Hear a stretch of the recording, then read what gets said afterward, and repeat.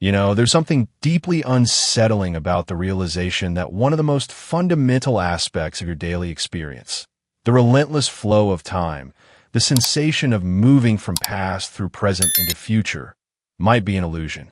Not an illusion in some vague philosophical sense, but an illusion in the same way the apparent motion of the sun across the sky is an illusion. The sun doesn't move around Earth. Earth rotates. Similarly, time doesn't flow. We exist in a static, four-dimensional structure. And the sensation of flow is an artifact of how our consciousness processes information. I want to take you on a journey through what modern physics tells us about time, because the picture that emerges is radically different from our everyday experience. I mean radically different, not just surprisingly different in details, but fundamentally different in character. Time as physics describes it bears almost no resemblance to time as we experience it. The flow, the now, the distinction between past and future. The feeling that the future is open while the past is fixed. None of these features appear in our fundamental equations. They're not part of the deep structure reality as we understand it. Let me start with what seems like the most obvious, incontrovertible fact about time. It flows. Right now, you're experiencing this moment, this present moment. This now. A moment ago was different. That was the past. A moment from now will be different. That will be the future. And you're moving through time from past to future, like riding a river that carries you inexorably forward. You can't stop it, can't slow it down, can't reverse it. Time flows and we flow with it. Except, and this is where physics starts to undermine our intuitions. There's no evidence for this flow in the fundamental laws of physics. When you write down the equations that govern how the universe works at the most basic level, whether Newton's laws, Einstein's relativity, or Schrödinger's quantum mechanics, there's no now. No present moment moving through time. There's no flow. There's just a four-dimensional structure, a block universe, as it's sometimes called, where past, present, and future all exist equally, eternally, unchangingly. This is what Einstein's theory of relativity tells us. And it's not speculative or controversial among physicists. It's been confirmed through countless experiments and observations. It's the standard interpretation of what our best-tested theory of spacetime actually says.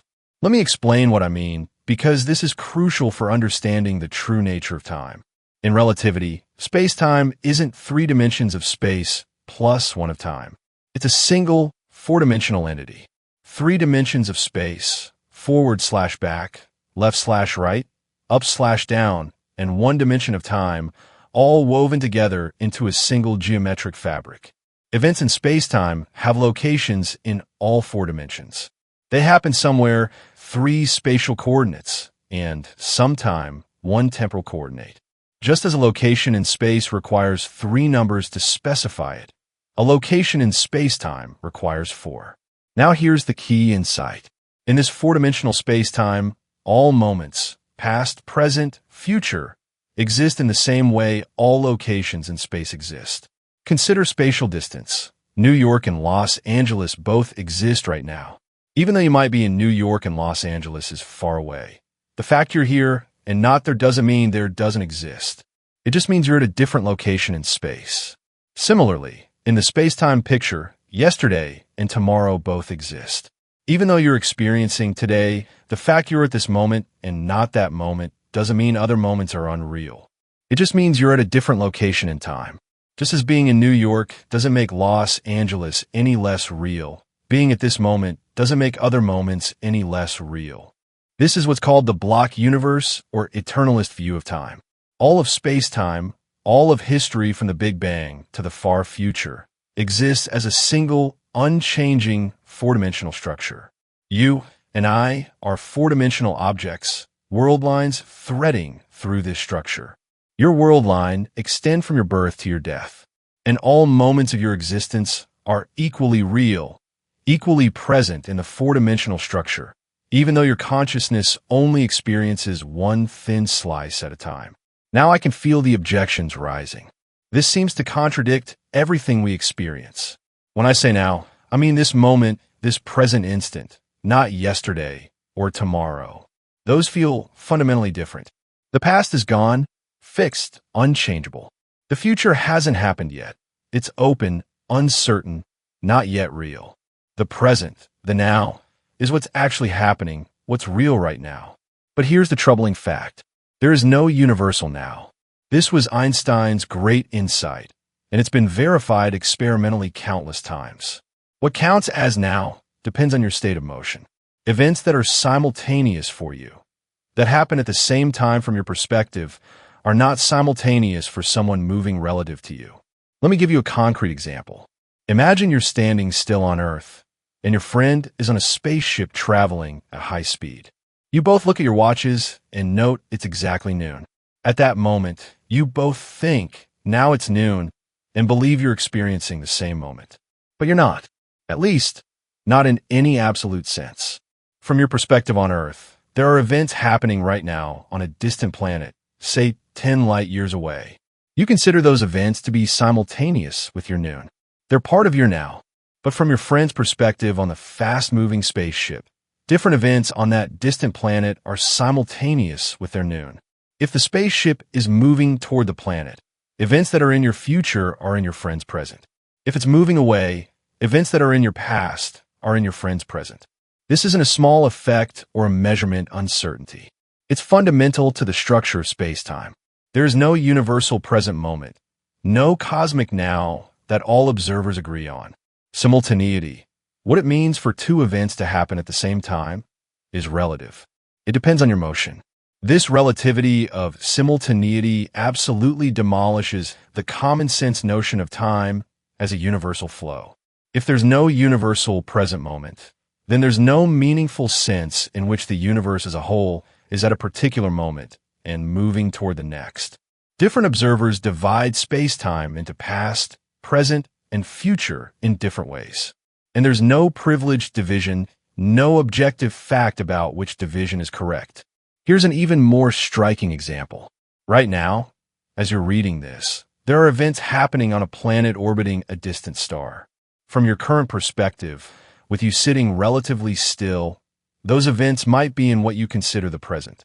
But imagine someone else moving at high speed relative to you, passing by Earth right now. From their perspective, those same events on the distant planet might be in what they consider the past or the future, depending on which direction they're moving. This means that what counts as already happened versus happening now versus hasn't happened yet depends on one's motion. There's no absolute division of space-time into past, present, and future. These categories are observer-dependent, like left and right or up and down. Just as there's no absolute fact about which direction is up in space, it depends on your orientation. There's no absolute fact about which events are now in time. It depends on your motion. And if there's no universal now, then in what sense does time flow? Flow implies movement from one moment to another, from past through present into future. But if these divisions aren't absolute, if different observers slice space-time into past, present, and future in different ways, then what's doing the flowing? What's moving? The block universe picture suggests nothing is flowing.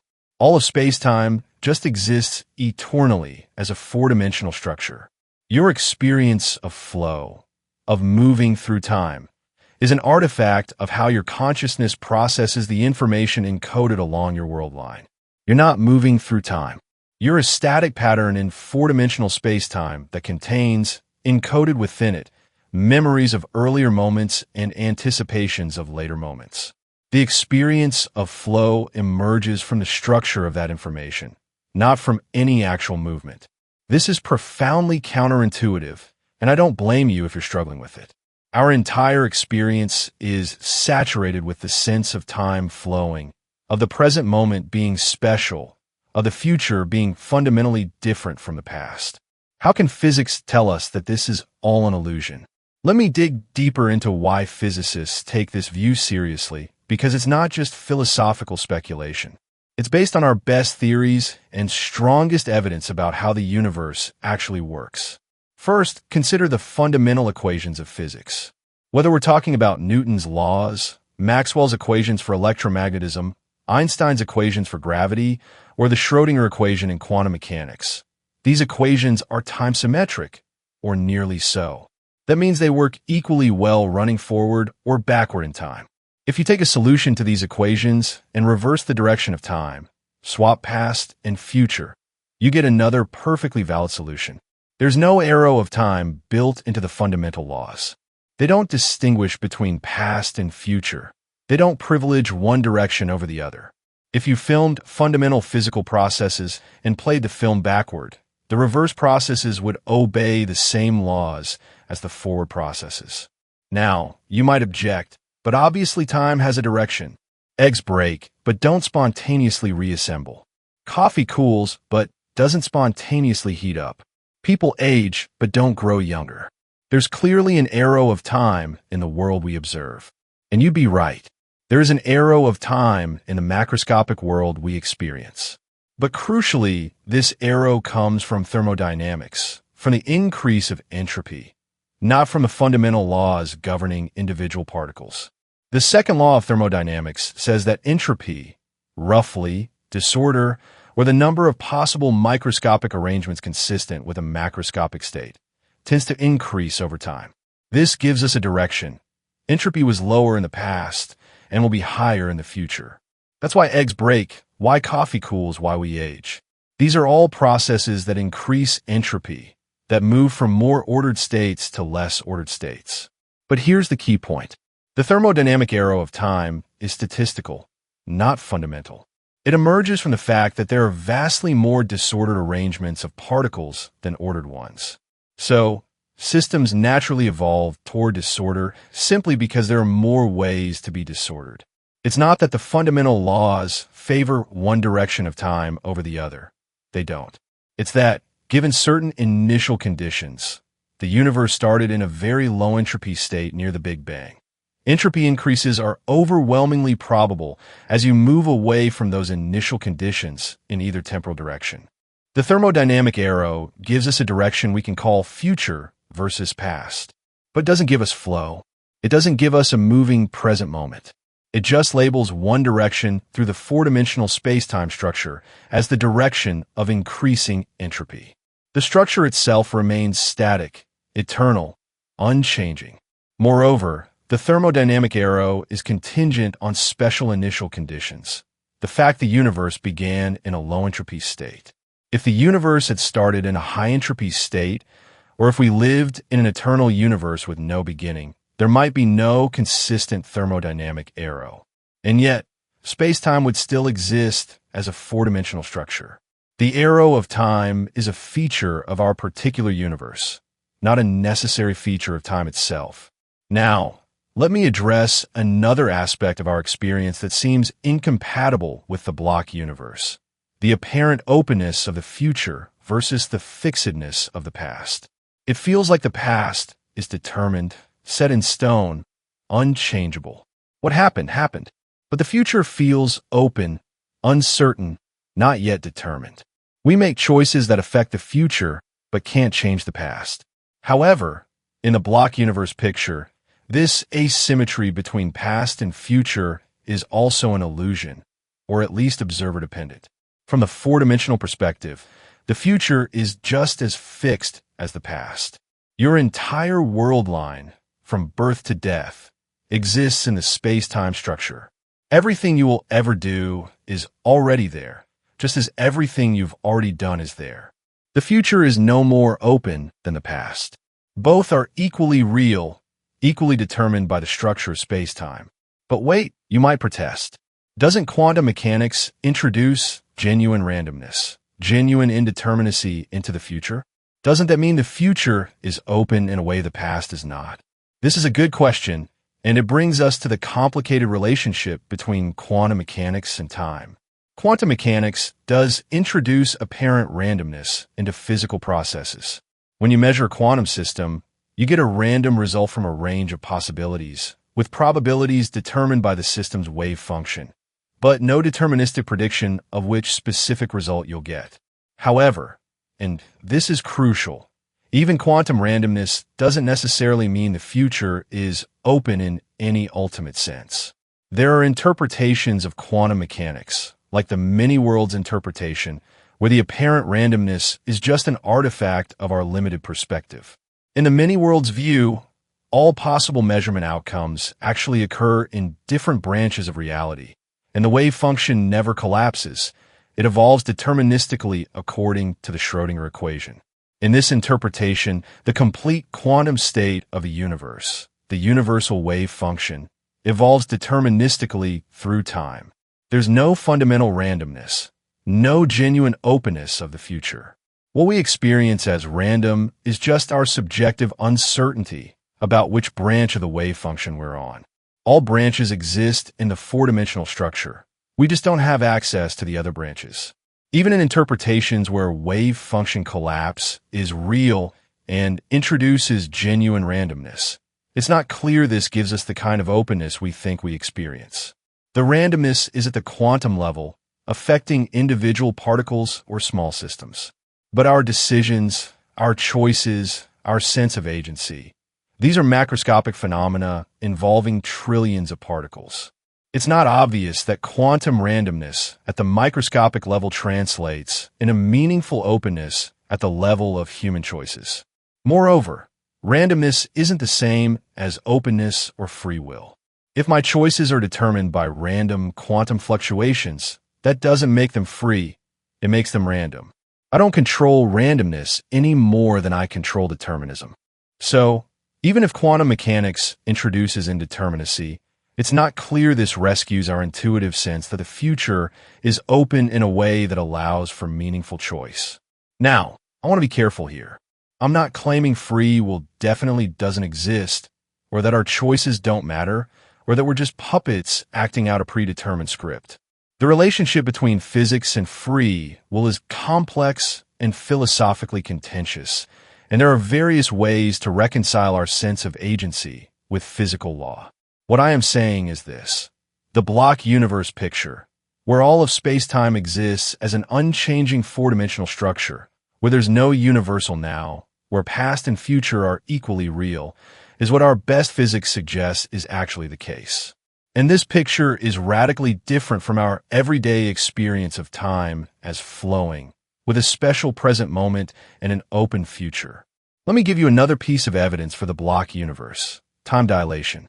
This well-confirmed prediction of relativity shows time is not absolute or universal, but depends on motion and gravity. If you travel at high speed relative to someone else, time passes more slowly for you than for them. This isn't just an appearance or measurement artifact. It's real. If you take a round trip in a fast-moving spaceship while your twin stays on Earth, you'll age less. When you return, less time will have passed for you. You might experience 1 year while your twin experiences 10. This has been confirmed countless times in experiments with atomic clocks on airplanes, satellites, particle accelerators, and GPS systems. Time genuinely passes at different rates for observers in different states of motion. Similarly, time passes more slowly in stronger gravitational fields. An atomic clock at sea level runs slower than an identical clock on a mountaintop because gravity is stronger at sea level. Again, this has been measured and confirmed. These time dilation effects are incompatible with the idea of a universal time flow. If time is flowing, how can it flow at different rates for different observers? What does it even mean for time to flow faster or slower? Flow relative to what? The block universe provides a natural explanation. Space-time is a four-dimensional geometry, and different paths through that geometry have different lengths as measured by proper time, the time experienced by an observer following that path. Just as different paths between 2 points in space can have different lengths, different world lines between two events in space-time can have different durations. There's no universal time. There are just various proper times measured along various world lines. This geometric picture of space-time, where time is just another dimension, where past, present, and future all exist equally, where there's no universal now or time flow, is not philosophical speculation. It's the picture that emerges from relativity, a theory tested to extraordinary precision that has passed every test. Let me address one more aspect of our temporal experience: memory and causation. We remember the past, but not the future. Causes precede effects. These asymmetries seem to require a fundamental difference between past and future, a real flow of time from earlier to later. But again, these asymmetries can be explained without invoking a flowing time or moving present. Memory and causation both have thermodynamic explanations related to the increase of entropy. Memories are low-entropy states, structured information encoded in your brain. Creating memories increases the entropy of the surrounding environment because recording information requires dissipating energy. The fact we remember the past but not the future is a consequence of the thermodynamic arrow. We can create records of lower entropy states, the past closer to the Big Bang, but not higher entropy states, the future farther from the Big Bang. Similarly, our concept of causation, that causes precede effects, is tied to the entropy gradient. We identify as causes those earlier events correlated with later events in ways that involve entropy increase. But in the fundamental laws of physics, there's no asymmetry between cause and effect. The laws work equally well in both temporal directions. So, memory and causation, while giving us a strong subjective sense of a directed time, are actually consequences of the thermodynamic arrow, which itself is a statistical phenomenon dependent on special initial conditions, not a fundamental feature of time itself. Now, having laid out the case for the block universe, let me acknowledge this picture is disturbing and counterintuitive. It seems to deny the most immediate, undeniable aspect of our experience, that time flows, that the present moment is special, that the future is open. If physics says otherwise, isn't there something wrong with physics? Shouldn't we trust our direct experience over abstract equations? This is a reasonable reaction, but I think it's ultimately mistaken. Our intuitions about time were formed by evolution to help us navigate the macroscopic world at human timescales. They weren't designed to reveal the deep structure of reality. Just as our perceptual system misleads us about the sun's motion, it appears to move across the sky, though Earth rotates. Our temporal phenomenology might mislead us about time's nature. We shouldn't expect fundamental reality to match our macroscopic intuitions. Quantum mechanics violates our intuitions about particles having definite positions. Relativity violates our intuitions about absolute space and time. The deep structure of reality is under no obligation to match our everyday experience. Moreover, the block universe doesn't actually contradict our experiences, it reinterprets them. You still experience a flow of time, a succession of moments, a distinction between past and future. The block universe explains why you have these experiences, because you are a four-dimensional structure with memory records and causal connections arranged in a particular way, and your consciousness processes this information sequentially, creating the subjective experience of flow even though the underlying reality is static. It's like watching a movie. The film strip contains all frames at once. Past, present, and future scenes all exist simultaneously on the strip. But when you watch, you experience a flow, a progression from one scene to the next, even though nothing is actually flowing. The experience of temporal flow can emerge from the structure of static information being processed in a particular way. But here's where things get even stranger. Because I've been presenting the block universe as if it's the final word on time, the ultimate truth physics reveals. But it's not. There are deeper puzzles, unresolved tensions between different parts of physics, suggestions our current understanding is incomplete. And exploring these puzzles reveals the situation is even more perplexing than the simple block universe suggests. We've established that relativity gives us a block universe where all of spacetime exists equally, where there's no universal now, where time doesn't flow in any fundamental sense. But this raises a profound puzzle.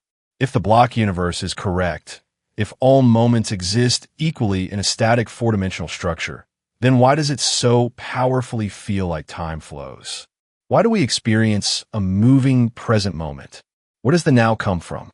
This is sometimes called the problem of the flow of consciousness or the mystery of the present moment.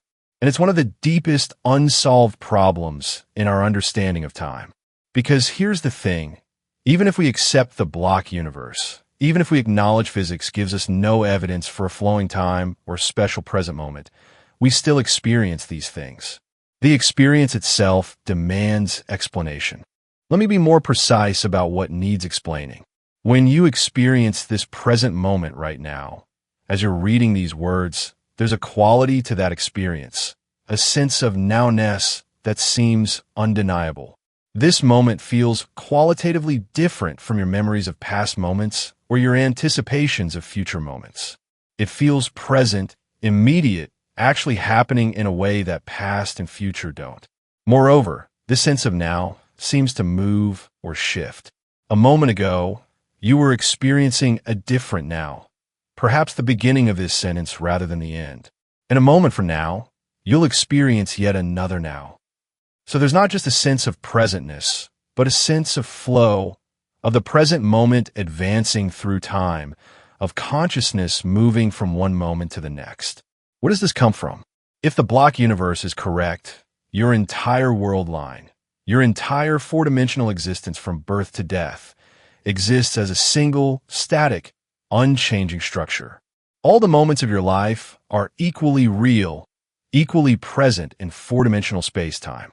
So why do you experience only one thin slice at a time? Why does that slice seem to move? What singles out one particular moment as now? This is what philosophers call the problem of the passage of time, or the problem of temporal experience, and it's extraordinarily difficult to solve within the block universe framework. Let me walk through some of the proposed solutions and explain why each one is problematic. The first approach is to say that the experience of now is just a feature of how consciousness works, how our brains process temporal information. At each moment along your Worldline, your brain contains certain information, memories of earlier moments, perceptions of current stimuli, anticipations of future moments. The processing of this information creates the subjective experience of being at a particular now. In this view, every moment of your Worldline has its own now associated with it. When you're experiencing Monday, that moment along your Worldline contains the experience. Now it's Monday. When you're experiencing Tuesday, that moment contains the experience. Now it's Tuesday. Both experiences exist in the four-dimensional structure. You just can't access them simultaneously because consciousness is necessarily sequential. It's part of the structure of a moment that it experiences itself as now and other moments as past or future. This is sometimes called the many-nows view. Every moment is experienced as now from its own perspective, and there's no objective fact about which moment is the real now, just as every place in space is here from the perspective of someone at that place. Every moment in time is now from the perspective of someone at that moment. This solution has the virtue of being consistent with the block universe. It doesn't require adding anything to the four-dimensional structure, just recognizing that each moment in that structure contains, as part of its content, a subjective experience of being now. The flow of time is then explained as a structural feature of how moments are related to each other, not as any actual movement. But, and this is a big but, this solution feels deeply unsatisfying to many people, including many philosophers and physicists, because it seems to deny the very thing we're trying to explain, the experience that this moment, this now, is special, is the one that's actually happening. The many-nows view says all moments are equally now from their own perspectives, which seems to evacuate the concept of now of any real meaning. Moreover, this view doesn't really explain the experience of flow, of the now moving from one moment to the next. It just says each moment contains an experience of being now. But that doesn't explain why it feels like the now is advancing, progressing, flowing. There's a difference between a series of static snapshots, each labeled now, and the dynamic experience of moving through those snapshots. Think of it this way. Imagine a flipbook animation. Each page shows a slightly different picture. When you flip through the pages quickly, you see apparent motion. The motion is an illusion. Each page is static, and all pages exist simultaneously in the book. But there's still a difference between looking at the book as a static object and actually flipping through it to create the experience of motion. The many-nows view gives us the static book, but doesn't explain the flipping. It doesn't explain why consciousness experiences the pages sequentially rather than all at once, or why there's a direction to the sequence. These might seem like questions about psychology or neuroscience rather than physics, but they're actually questions about the fundamental nature of consciousness and its relationship to time. And we don't have good answers. A second approach is to invoke quantum mechanics and suggest the now is related to the collapse of the wave function. In standard quantum mechanics, systems exist in superpositions of multiple states until they're measured, at which point the wave function collapses to a single definite state. Maybe this collapse is what creates the now. Each collapse is a moment of definiteness, of actuality, that divides past, collapsed, definite, from future, uncollapsed, indefinite. This is an intriguing idea because it would give the now a physical basis rather than just a psychological one. The present moment would be where the quantum indefiniteness of the future becomes the quantum definiteness of the past. Time would flow in the sense that collapse events continually convert possibilities into actualities. But this approach faces serious problems. First, wave function collapse is itself deeply mysterious and controversial. Many interpretations of quantum mechanics deny collapse is a real physical process. In the many worlds interpretation, for instance, the wave function never collapses. All possibilities occur in different branches, and what we experience as collapse is just our branch of the wave function becoming effectively isolated from other branches.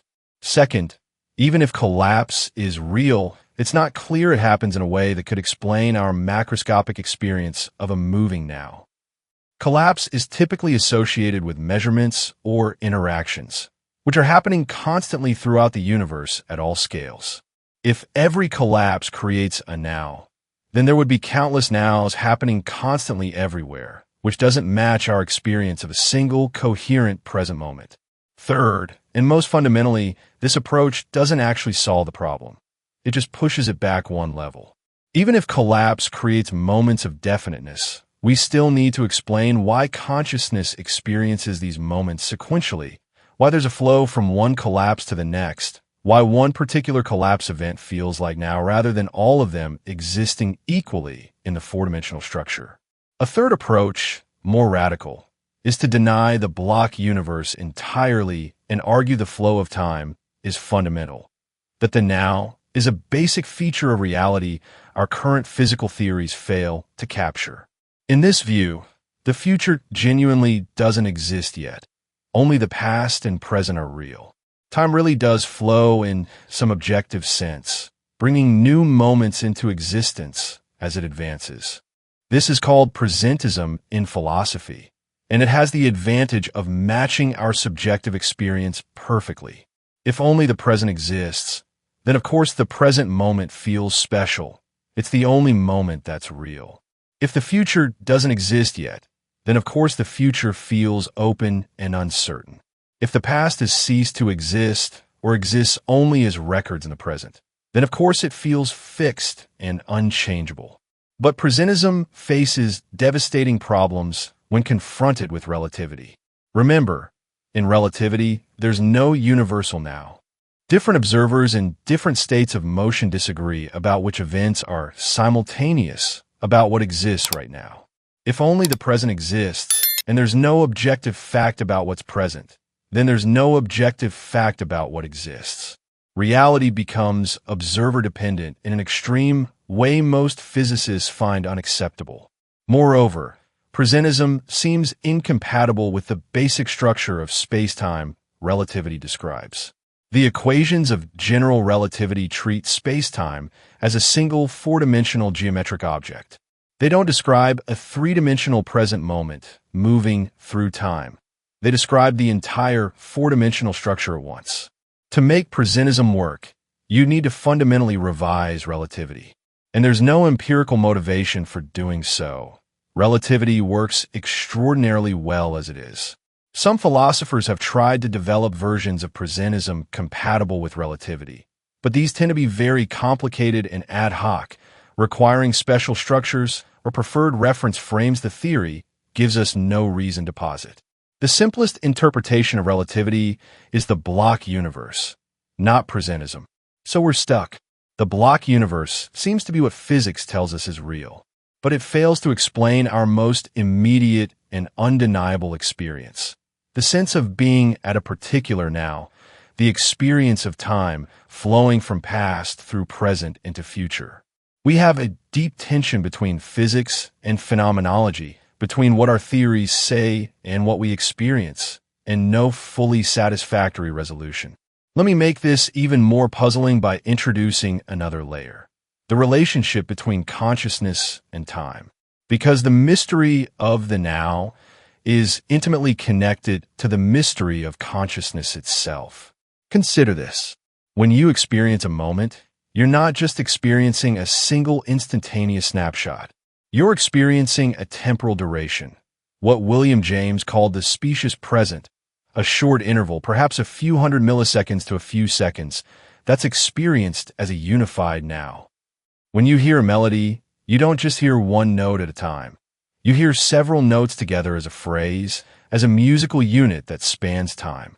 This means the now isn't actually instantaneous. It has a finite duration. But how long? And what determines that duration? Is it a feature of consciousness, of how our brains integrate information over time? Or is there something more fundamental? Moreover, the contents of consciousness at any moment include not just present perceptions, but also memories and anticipations, connections to past and future that are part of the current experience. When you're conscious now, part of what you're conscious of is that this moment is connected to earlier moments you remember and later moments you anticipate. Your present experience includes temporal structure, temporal relations, a sense of being embedded in a flow, even though the experience itself is, in some sense, always now. This raises a profound question. Is consciousness itself inherently temporal? Does consciousness require flow, require a moving present, in a way that makes the block universe incompatible with consciousness? Or can consciousness exist within the block universe, with the experience of flow emerging from the structure of static information, even though there's no actual flow? This gets us into what's called the hard problem of consciousness, the puzzle of why and how physical processes in the brain give rise to subjective experiences at all. And the temporal aspects of consciousness might be intimately related to this hard problem. Maybe we can't understand the now until we understand consciousness. And maybe we can't understand consciousness until we understand time. Now, let me introduce yet another complication: the arrow of time and the puzzle of why it exists at all. I mentioned earlier the fundamental laws of physics are time-symmetric, but we observe a thermodynamic arrow where entropy increases from past to future. This raises a deep question. Why did the universe start in such a low entropy state? The Big Bang appears to have been an extraordinarily special, low entropy configuration. All the matter and energy in the universe was concentrated in a tiny volume in a very particular, highly ordered state. Since then, entropy has been increasing and will continue increasing until we reach heat death, maximum entropy, complete disorder. But why this initial condition? If we're thinking about the block universe where all of space-time exists as a complete four-dimensional structure, this question becomes, why does that structure have such a dramatic entropy gradient, with very low entropy at one end, near the Big Bang, and very high entropy at the other end, in the far future? This is one of the deepest unsolved problems in cosmology and statistical mechanics. There are various proposals. Maybe it's related to quantum gravity near the Big Bang. Maybe there's a multiverse where different regions have different entropy gradients, and we exist in one with a strong gradient, because only such regions support life. Maybe there's some deeper law we don't yet understand. But here's why this matters for understanding time. The thermodynamic arrow is the only physical basis we have for distinguishing past from future. It's what gives us a direction to time, what allows us to label one direction toward the future and the other toward the past. If the universe had started in a high entropy state, Or, if it had no clear entropy gradient, we wouldn't have a clear arrow of time. So the fact we experience time as flowing in a particular direction, with the past being different from the future, depends on the thermodynamic arrow, which depends on special initial conditions, which we don't understand. The directionality of time, one of its most basic features, rests on a mystery. And here's an even more troubling thought. In the far future, when a universe reaches heat death and maximum entropy, there will be no entropy gradient, no thermodynamic arrow. Does that mean time will cease to have a direction? Does it mean time will stop in some sense? Or will the four-dimensional structure still exist, but without any physical basis for distinguishing past from future within the high-entropy regions? These questions don't have clear answers. We're at the limits of our current understanding, where cosmology, thermodynamics, quantum mechanics, and the nature of time all intersect in ways we don't fully comprehend. Let me now shift to a different but related question: time travel. Because this is where our intuitions about time crash most dramatically against the strange reality physics suggests. When most people think of time travel, they imagine stepping into a machine, pushing buttons, and emerging at a different time, perhaps the past to witness history or change it, or the future to see how things turn out. This is science fiction, but is it physically possible? The answer is, it depends on what you mean by time travel. If you mean traveling to the future, the answer is absolutely yes. We know how to do it, and we do it all the time, just not dramatically. Time dilation means if you move at high speed or spend time in a strong gravitational field, less time passes for you than for someone moving more slowly or in a weaker field. Return after your journey, and you'll have traveled into their future. You'll have aged less. This isn't science fiction. It's established physics, confirmed by countless experiments. If we could build a spacecraft traveling at, say, 99.99% the speed of light, time dilation would be so extreme you could travel for what feels like a few years and return to Earth thousands of years in the future. From your perspective, a short trip. From Earth's, millennia have passed. You've time traveled to the future. But this is a one-way trip. You can't go back. You've skipped ahead by experiencing fewer moments, but all those moments still exist in the block universe. You've just taken a different path through space-time, a shorter path measured in proper time, that brings you to an event far in Earth's future. This kind of time travel is perfectly consistent with the block universe and creates no paradoxes. But what about traveling to the past? This is where things get problematic and interesting. Can you visit events already in your past? Physics gives a surprising answer. Maybe. General relativity allows for solutions to its equations that include closed time-like curves, paths through space-time that loop back on themselves in time. If you follow such a path, you could, in principle, arrive at an event in your own past. The most famous example is the Gödel universe, discovered by logician Kurt Gödel in 1949. In it, you could travel in a loop and return to your starting point in both space and time. You could literally encounter your younger self. Other solutions exist too.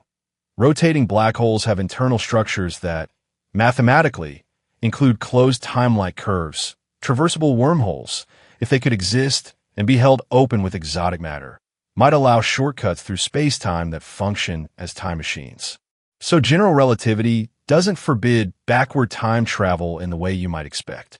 The equations allow for space-time structures where it's possible. But, and this is crucial, just because the equations allow something mathematically doesn't mean it occurs in nature. Let me explain why backward time travel, even if mathematically possible, faces enormous practical and theoretical obstacles. First, the practical obstacles.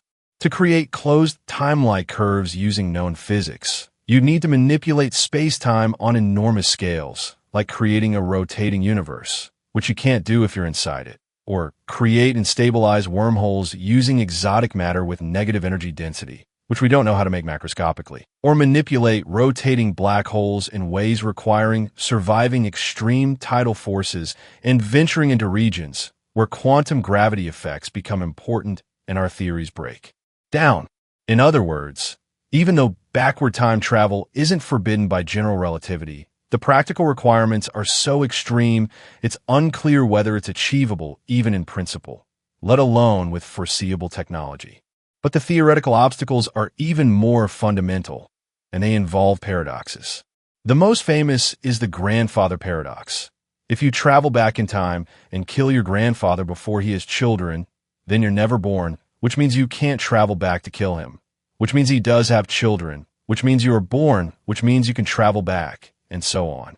It's a logical contradiction, a loop with no consistent resolution. How do physicists respond to these paradoxes? There are several approaches, each with problems. The first is the Novikov self-consistency principle, proposed by physicist Igor Novikov. This says if time travel to the past is possible, only self-consistent histories can occur.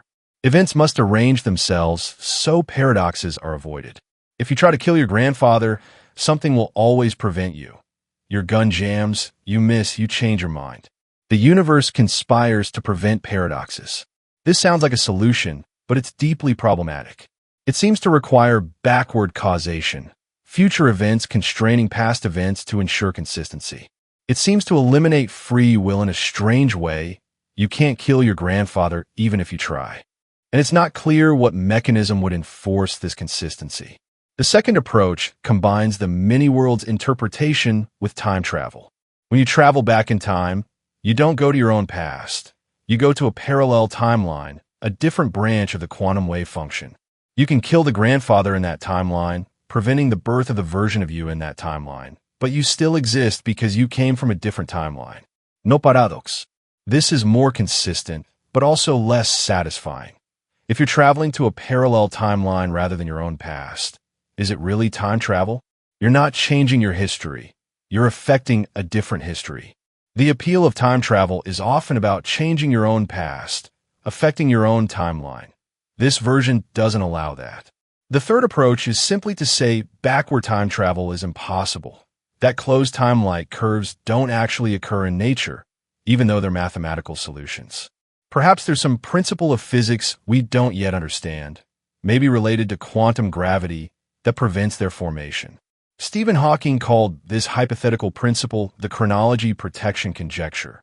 The ideal laws of physics protect chronology, prevent paradoxes by making backward time travel impossible. There are hints this might be true.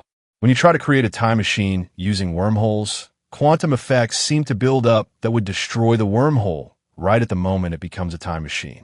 When you analyze rotating black holes in detail, regions with closed time-like curves often seem hidden behind horizons where you'd be destroyed before reaching them. But we don't have a proof. It remains a conjecture. Now, here's why all this matters for understanding time. The possibility or impossibility of time travel tells us something deep about time structure.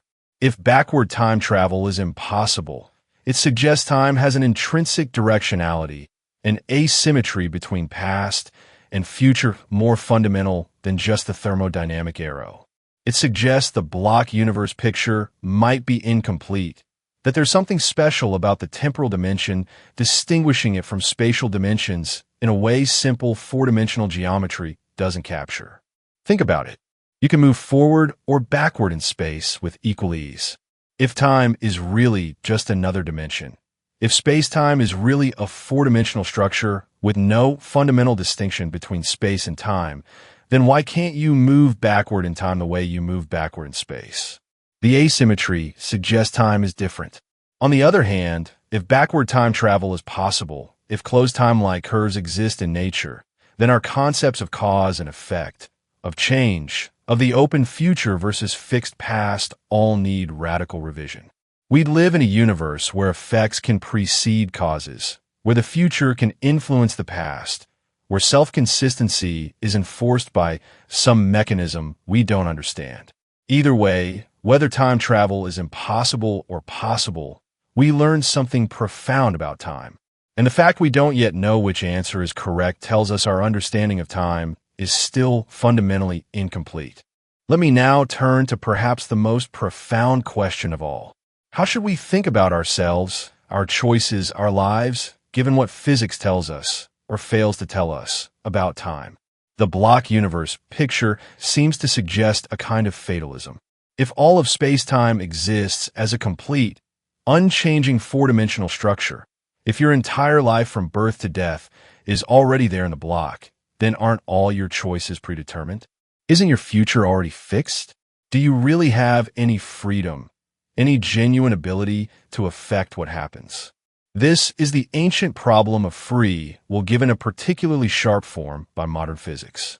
And I need to be careful here because this is philosophically treacherous territory. First, let me clarify what the block universe does and doesn't imply. It implies all events in spacetime exist equally, but there's no objective sense in which the future is open or not yet determined, while the past is fixed and already determined. From the four-dimensional perspective, your future is just as much a part of the structure as your past. But, and this is crucial, this doesn't necessarily mean your choices are predetermined by prior states of the universe in the way fatalism suggests. The block universe tells us all events exist in the four-dimensional structure, but it doesn't necessarily tell us later events are fully determined by earlier events. That's a separate question about determinism. If the laws are deterministic, as classical physics is, then yes, given the state of the universe at one time, all future states are uniquely determined. Add this to the block universe, and you get a picture where your entire life was inevitable from the Big Bang. Every choice, every thought, already determined by initial conditions plus laws. But if the laws include genuinely random elements, as quantum mechanics seems to, then later events might not be fully determined by earlier events, even though they exist in the block universe. The four-dimensional structure exists complete and unchanging, but which particular structure exists might not have been determined by any earlier state. There might be genuine quantum randomness woven into space-time. Does this help with free will? Honestly, it's not clear. Random quantum fluctuations affecting your brain states doesn't obviously give you free will. It just makes your decisions random rather than determined. You don't control randomness any more than you control determinism. But here's another perspective. Maybe we're asking the wrong question. The question, do we have free will, presupposes a picture where you're something separate from the physical universe, something that could be either free or determined. But you're not separate from the universe. You're part of it, made of the same particles and fields, governed by the same laws. When you make a choice, that's the universe making a choice through the particular pattern of matter and energy that constitutes you. Asking whether that choice was free or determined might be like asking whether a river flows freely or deterministically. It's a confused question because the river just is the flowing of water according to physical laws and constraints. There's no separate entity, the river, that could be either free or unfree. Similarly, your choices just are certain physical processes in your brain and body, processes that are part of the larger four-dimensional structure of space-time. Those processes involve your memories, your values, your reasoning, your deliberation, all the things that make a choice yours rather than random or imposed from outside. In what sense is that not free? This is called compatibilism in philosophy. The view free will is compatible with determinism or with the block universe, because free will isn't about being undetermined, but about your choices flowing from your own values and reasoning rather than being externally constrained or random. I'm not going to settle the free will debate here. Philosophers have argued for millennia and won't stop because of anything I say. But I do want to emphasize the block universe doesn't obviously eliminate free will or render our choices meaningless. It changes how we think about choice and agency, but it doesn't necessarily eliminate them. Moreover, regardless of whether we have free will in some ultimate metaphysical sense, we still experience making choices. We still deliberate about what to do. We still face genuine uncertainty about outcomes. Even in a block universe where your entire life already exists in the four-dimensional structure, you don't have access to that structure from your subjective perspective. You experience one moment at a time. You don't know what you'll decide until you decide it. You can't see your future, even if it already exists in some four-dimensional sense. So, practically speaking, you have to make choices, deliberate about options, act as if the future is open, even if physics suggests it might not be in some ultimate sense. The subjective experience of agency and choice is unavoidable. Let me suggest a different way of thinking about this I find helpful. Instead of asking, is the future predetermined? Ask, what is my role in the four-dimensional structure? In the block universe, you're a world line, a four-dimensional pattern extending through space-time. Your choices, your actions, your experiences are all part of that pattern. The question isn't whether that pattern was inevitable or could have been different. That's asking about the pattern from an external, a temporal perspective you don't have access to. The question is, what pattern do you want your world line to have? What kind of structure do you want to be? What choices create a life that's valuable, meaningful, worth living from the inside? From this perspective, the fact your entire life exists in the block universe doesn't diminish the importance of your choices. Those choices are part of what makes your world line the particular pattern it is. You're not a passive observer of a predetermined script. You're an active participant in creating the pattern that is you, even if that pattern, once created, exists eternally in the four-dimensional structure. It's like an author writing a novel. Once the novel is written, the story is fixed. The characters do what they do. Events unfold as they unfold. But that doesn't mean the author's choices in writing the novel didn't matter.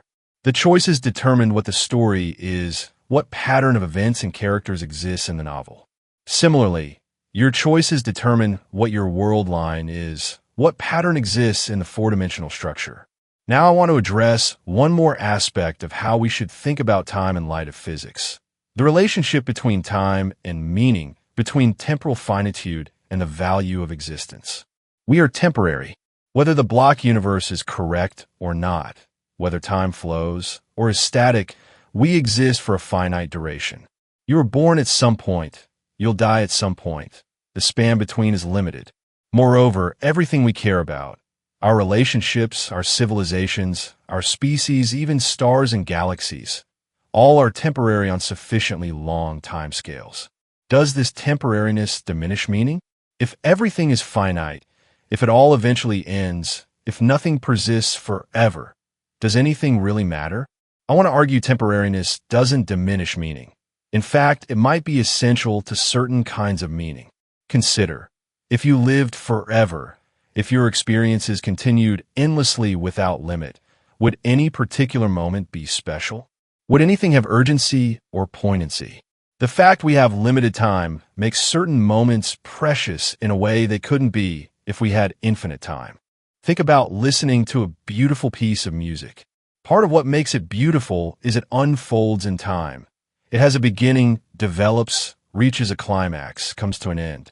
If it went on forever, it would lose its structure, its shape, its meaning as a complete artistic statement. The ending is part of what makes the piece meaningful, even though the ending means the music is over.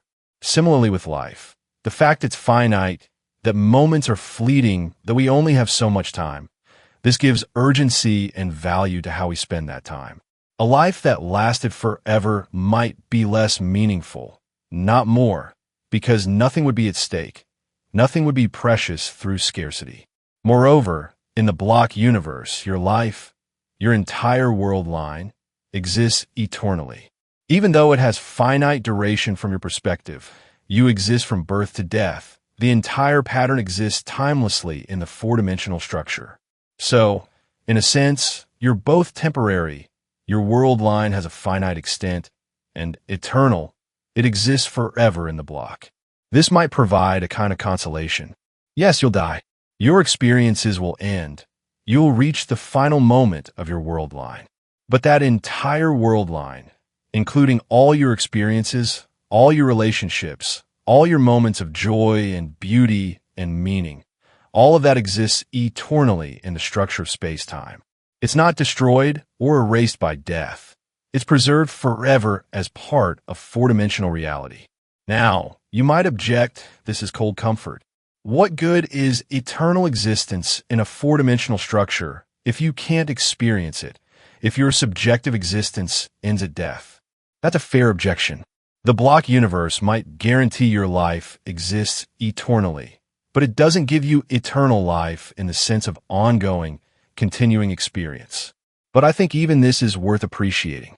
Your existence, your experiences, your relationships, the meaning you create, these are real. They're part of the universe. They exist in the structure of reality. They're not just transient fluctuations that disappear without trace.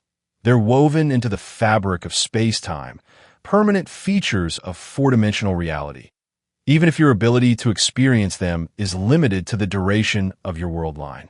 Let me bring all of this together with a final reflection on time and existence. We've seen time, as physics describes it, is profoundly strange. It might not flow, even though we powerfully experience flow. It might not have a universal now, even though we experience each moment as the present. It might be a dimension like space, even though it feels qualitatively different. It might have begun at the Big Bang, or it might extend infinitely into the past. We don't know. It might end a heat death, or might continue forever. We don't know. It might be fundamental, or it might be emergent from something more basic. We don't know. Our understanding is fragmentary, incomplete, full of puzzles and mysteries. We have pieces of the truth, but not the whole picture. And this incomplete understanding reflects a deep fact about reality. Time is stranger and more subtle than our everyday experience suggests. But here's what I find remarkable. Despite our incomplete understanding, despite the strangeness, despite the disconnect between physics and phenomenology, we can still do physics. We can still make predictions, test theories, understand how the universe works. The block universe might be hard to reconcile with our experience of time flowing, but it accurately describes observations. Quantum mechanics might be conceptually bizarre, but it makes extraordinarily precise predictions. This suggests reality is comprehensible even when it's strange, that we can understand aspects of the universe even when they contradict our intuitions, that mathematics and experiment can guide us to truth even in domains far removed from everyday experience. And it suggests something else. Our experience, while real and important, is not the ultimate arbiter of reality. We experience time as flowing, but that doesn't mean time flows in any fundamental sense. We experience a present moment, but that doesn't mean there's a universal now. Our phenomenology is data that needs to be explained, but it's not necessarily a direct window into the deep structure of reality. This is both humbling and empowering. Humbling because it means our immediate impressions can mislead us. Our strong intuitions can be wrong. Our sense of how things must be is not always how things are. But empowering because it means we can transcend our limitations, discover truths our unaided minds would never reach, understand aspects of reality our evolutionary heritage didn't prepare us for. Time doesn't flow in the way we think it does. The present moment isn't special or unique. The future might already exist just as the past does. Our choices might be part of an eternal, unchanging four-dimensional structure. These are strange, counterintuitive conclusions that go against our deepest experiences, but they're what our best physics suggests. And until we have better physics, until we solve the problem of quantum gravity, understand the relationship between consciousness and time, figure out what happens at the Big Bang and heat death, resolve the puzzles about the now and the flow and the arrow of time. These strange conclusions are our best guide to the nature of temporal reality. We live in time, or perhaps I should say, we are patterns in time, four-dimensional structures extended through the temporal dimension of space-time. We experience flow, even though flow might be illusory. We experience a moving present, even though there might be no universal now. We make choices that feel free, even though our world lines might be determined or random. This is the human temporal condition, to exist in a universe where time is not what it seems, where our deepest experiences might be artifacts of limited perspective, where the flow we feel so certainly might be a trick of consciousness processing static information in a four-dimensional structure. And yet, and this is what I find most profound, none of this diminishes the reality or importance of our experiences, our choices, our relationships, our lives. Even if time doesn't flow, you still experience flow. Even if the future already exists in the block universe, you still face genuine uncertainty and make real choices that shape what your world line is. Even if your existence is temporary from your perspective and eternal from the four-dimensional perspective, your life still has meaning, still creates value, still matters. Time is strange. Time might not exist in the way we think it does. The flow, the now, the open future, these might all be illusions or emergent phenomena rather than fundamental features of reality. But you exist in time. Whatever time ultimately is, you experience. You choose. You live. You create meaning within the temporal structure of the universe. And that's real. That's valuable. That's important. Regardless of whether time flows or is static, regardless of whether the block universe or presentism is correct, regardless of all the deep puzzles and mysteries that remain unsolved, we don't fully understand time, but we exist in it. We make the most of it. We create meaning within it. And perhaps that's enough. Perhaps understanding can come later. While living, truly living, fully engaging with the temporal existence we have, happens now, in this moment. Whether or not this moment is special, whether or not time flows, whether or not the future is open.